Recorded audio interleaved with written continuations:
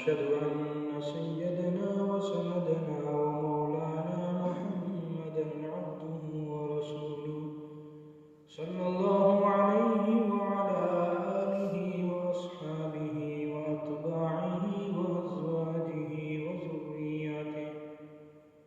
أما بعد فأعوذ بالله من الشيطان الرجيم. بسم الله الرحمن الرحيم. يا أيها الذين آمنوا بالله ورسوله صدق الله العظيم وصدق رسوله النبي الكريم ونحن على ذلك من الشاهدين والشاكرين والحمد لله رب العالمين. وقال النبي صلى الله عليه وسلم الدين النصيحة أو كما قال عليه الصلاة والسلام. میرے محترم بزرگوں، دوستوں اور عزیز طلبہ، اللہ رب العزت کا ہم پر بے انتہا کرم ہوا کہ اس رب کائنات نے ہمیں اپنی قدرت کاملہ سے پیدا فرمایا اور ہمیں اپنی رحمت کاملہ سے بہت ساری نعمتیں عطا فرمائی، بے شمار نعمتیں عطا فرمائی. وَإِن تَعُدُّوا نِعْمَةَ اللَّهِ لَا تُحْصُوهَا. اگر تم اللہ رب العزت کی دی ہوئی نعمتوں کو شمار کرنا چاہو، اگر تم اللہ رب العزت کی دی ہوئی نعمتوں کو گننا چاہو تو تم نہیں گن سکتے، اس لیے کہ اللہ رب العزت کی دی ہوئی نعمتیں بے شمار ہیں. اللہ رب العزت کی طرف سے بعض ایسی نعمتیں ہیں کہ جو بے مثل اور بے مثال ہیں، کہ جن کو پورا نہیں کیا جاتا، کہ جن کا مقابلہ نہیں کیا جا سکتا، کہ جن کا حق ادا نہیں کیا جا سکتا، کہ جن کا استدراک اور جن کا کوئی متبادل نہیں ہے. کہ ان نعمتوں میں سے اللہ رب العزت کی ایک بہت بڑی نعمت جو ہے وہ ہے ایمان. اور یہ ایمان ہمیں جو نصیب ہوا ہے یہ بغیر کسی مشقت کے، بغیر کسی مال و دولت کے خرچ کی ہوئی، بلکہ یہ ایمان اللہ رب العزت نے ہمیں گھر کے اندر بیٹھے بیٹھے ہوئے نصیب فرمایا. وہ کس طریقے سے؟ وہ اس طریقے سے کہ جب ہم نے اس دنیا کے اندر ہوش سنبھالا، جب ہم کو اللہ رب العزت نے اس دنیا کے اندر بھیجا تو سب سے پہلے ہم نے اذان و اقامت کی آواز سنی. جیسے ہی ہماری عمر بڑھی، جیسے ہی ہم آگے بڑھے تو ہم نے اپنی والدہ، اپنی بہنوں اور اپنے بھائیوں سے قرآن کریم کی آواز کو سنا. پھر جب ہم آگے بڑھے تو ہمارے والد محترم اور ہمارے بڑے بھائی ہم کو انگلی پکڑا کر ہمیں مسجد اللہ کے گھر لے جاتے. وہاں جا کر کے ہم ایمان کے مزاج کو سمجھتے ہیں کہ ہمارا شعور تو نہیں ہوتا اس وقت کہ ہمیں کیا کرنا ہے، لیکن صحبت کی وجہ سے اور اللہ کے گھر کی نورانیت کی وجہ سے ہم نے ایمان کے مزاج کو سمجھا. یہ اللہ کی بے انتہا کرم فرمائیے ہمارے اوپر کہ اللہ رب العزت نے ہمیں ایمان کی دولت سے نوازا. یہ ایمان کی دولت بہت بڑی دولت ہے. اس کی قیمت کیا ہے، اس کی قدر و منزلت کیا ہے ایمان کی، یہ ہم ایسے ہی ہم کو پتہ نہیں چلے گا. ایمان کی قدر و قیمت، ایمان کی قدر و منزلت معلوم کرنی پڑے گی.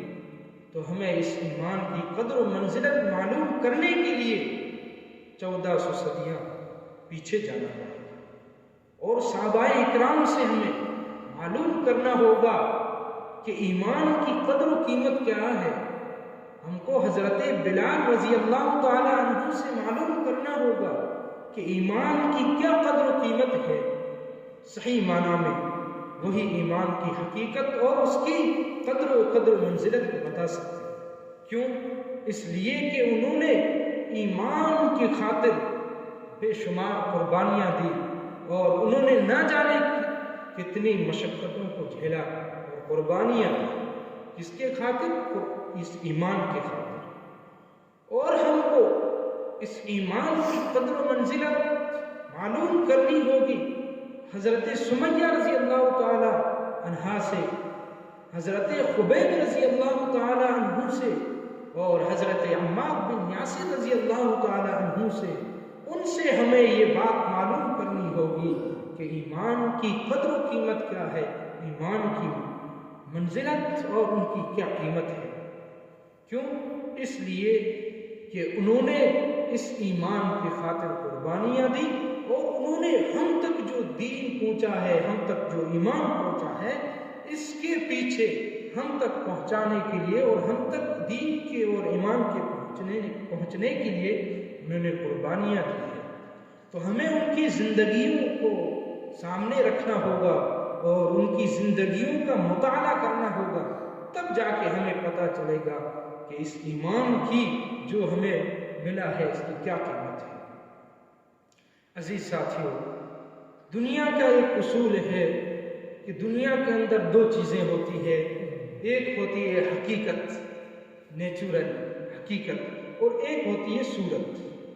حقیقت وہ جو واضح ہو، جو حقیقی معنی میں ہو، صورتاً وہ کہ جس کی کوئی حقیقت نہ ہو، صرف مصنوعی چیز ہو، بناوٹی چیز ہو۔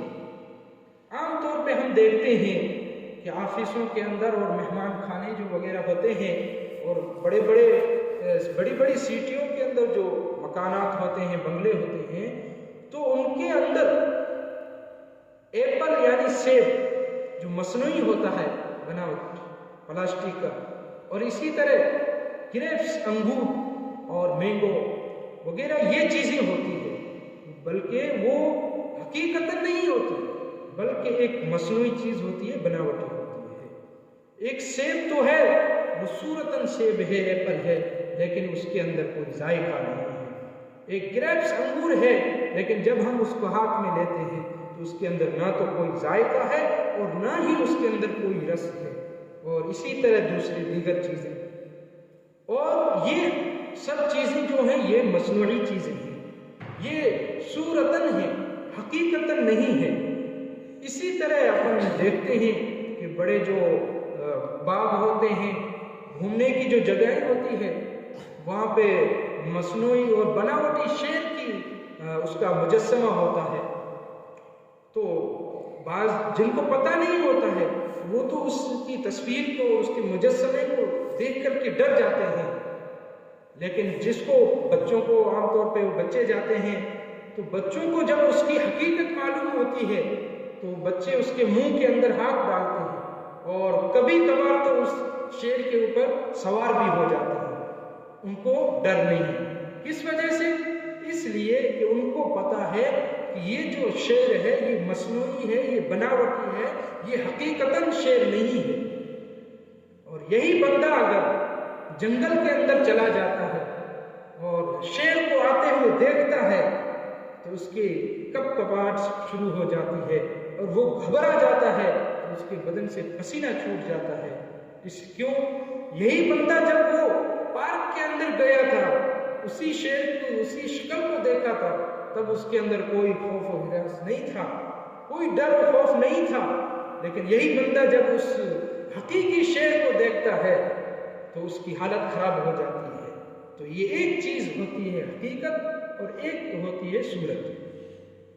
جب ہم ان تمام باتوں پر غور و فکر کرتے ہیں اور ان تمام چیزوں کے اوپر جب ہم سوچتے ہیں تو ہمیں اس بات کا نتیجہ نکلتا ہے اور ہمیں یہ بات معلوم ہوتی ہے کہ ایمان کی بھی ایک حقیقت ہوتی ہے اور ایک صورت ہوتی ہے۔ ایمان کی حقیقت الگ چیز ہے، ایمان کی صورت الگ چیز ہے۔ ہم بھی لا الہ الا اللہ محمد رسول اللہ صلی اللہ علیہ وسلم پڑھتے ہیں اور یہی کلمہ صحابہ اکرام بھی پڑھا کرتے تھے، وہ بھی کلمے کا ورد کرتے تھے اور ہم بھی کلمے کا ورد کرتے ہیں، لیکن دوستو اس کے اندر فرق ہے۔ در حقیقت ان کو جو کلمہ اور اس کی جو حقیقت تھی وہ ایمان اور کلمے کی حقیقت صحابہ اکرام کو معلوم تھی اور ان کو یہ چیز حاصل تھی۔ ہم بھی کلمہ پڑھتے ہیں لیکن حقیقتاً اس کے معنی اور اس کے جو تقاضے ہیں وہ ہم سے پورے نہیں ہوتے۔ اب ہم کو صحابہ اکرام کی زندگی کو پڑھنا ہوگا کہ انہوں نے کس طریقے سے حقیقی ایمان کو حاصل کیا۔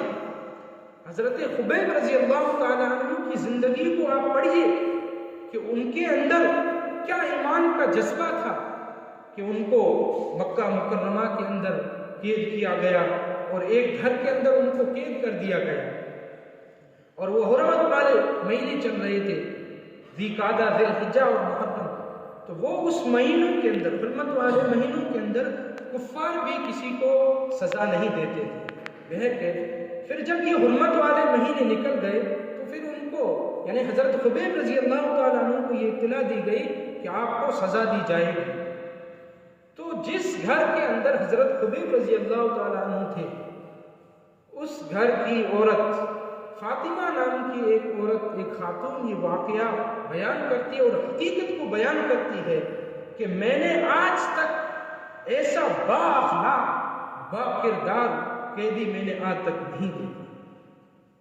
کس طریقے سے کہ جب ان کو یہ سزا کی اطلاع دی گئی تو انہوں نے اس طرح منگوایا کہ لے آؤ میں اپنے بالوں کی صفائی کروں گا، تو پھر جب ان کو اس طرح دیا گیا اور پھر اس فاطمہ نام خاتون کی جب ایک چھوٹا سا بچہ تھا وہ ان کی گود میں چلا گیا تو ان کو ڈر لگا اس خاتون کو کہ ایک قیدی ہے، اس کا وارنٹ جاری ہو چکا ہے اور اس کو سزا دی جائے گی، تو ظاہری بات ہے کہ وہ اس کو کاٹ دیں گے، اس کو قتل کر دیں گے۔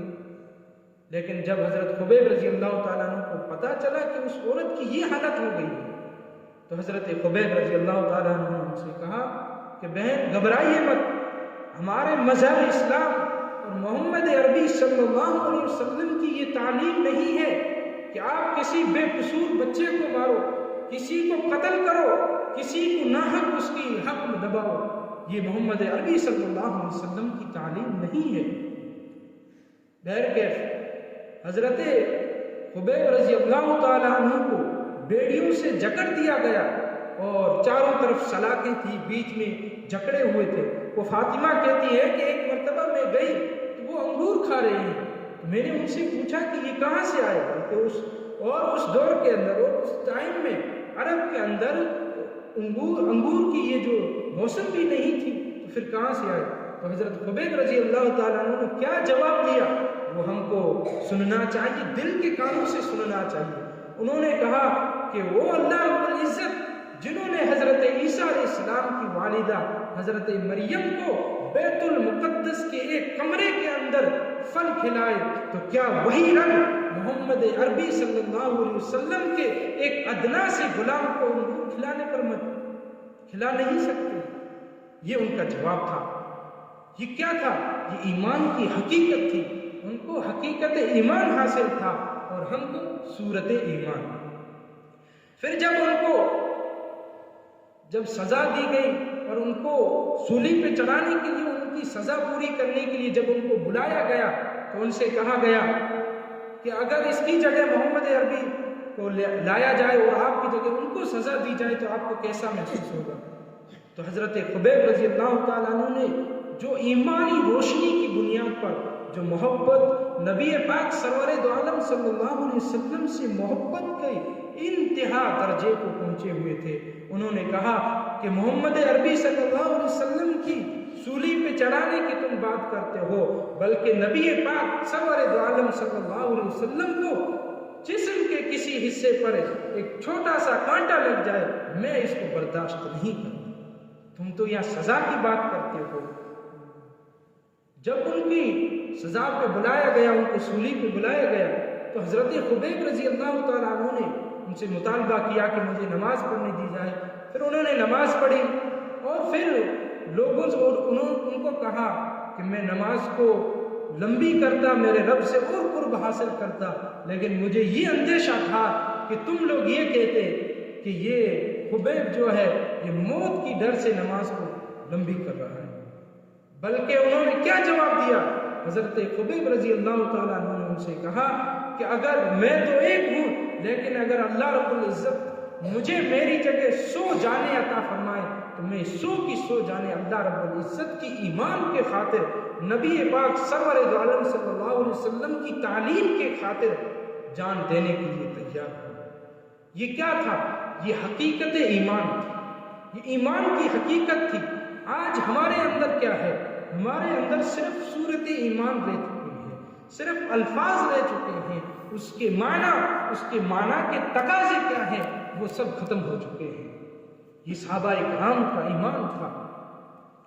حضرت ابو سلمہ رضی اللہ تعالی عنہ جب وہ ہجرت کرنے کے لیے مکہ مکرمہ سے مدینہ منورہ کی طرف روانہ ہوئے تو کفار مکہ نے ان سے کہا کہ یہ جو آپ کی بیوی ہے یہ مکہ کی رہنے والی ہے، ہماری بیٹی ہے، ہم اس کو آپ کے ساتھ لے جانے نہیں دیں گے۔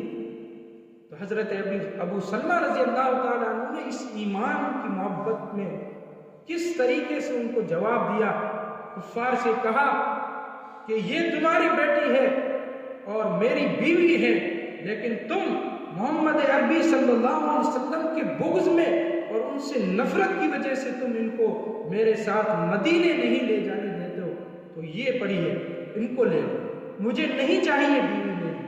اور ان سے کہا کہ اللہ رب العزت نے اگر آگے مجھے توفیق دی اور اللہ رب العزت نے فتوحات کے دروازے کھولے تو میں آپ کو یہاں سے مدینہ کی طرف لے جاؤں۔ آج ہم نے دین کے خاطر اور ایمان کے خاطر کیا قربانیاں دی ہے، وہ صحابہ جنہوں نے ایمان کے خاطر اپنی بیوی کو چھوڑ دی۔ حضرت ابو طلحہ رضی اللہ تعالی عنہ ایک بہت مقدس اور معتبر ایک بہت بڑے صحابی تھے، اور ان کا ایک باغ تھا، انگور کا باغ تھا، اور بہت بہترین قسم کا باغ تھا، اور پوری چاروں طرف وہ بیلوں سے سجا ہوا تھا۔ وہ ایک مرتبہ نماز پڑھ رہے تھے، اور وہ ایک ایسا باغ تھا کہ جس کے اندر کوئی پرندہ دروازے سے داخل ہو جاتا اور پھر وہ اس کو نکلنے کی کوئی کہیں جگہ بھی نہیں ملتی تھی، کیوں؟ اتنا گھنا وہ باغ تھا۔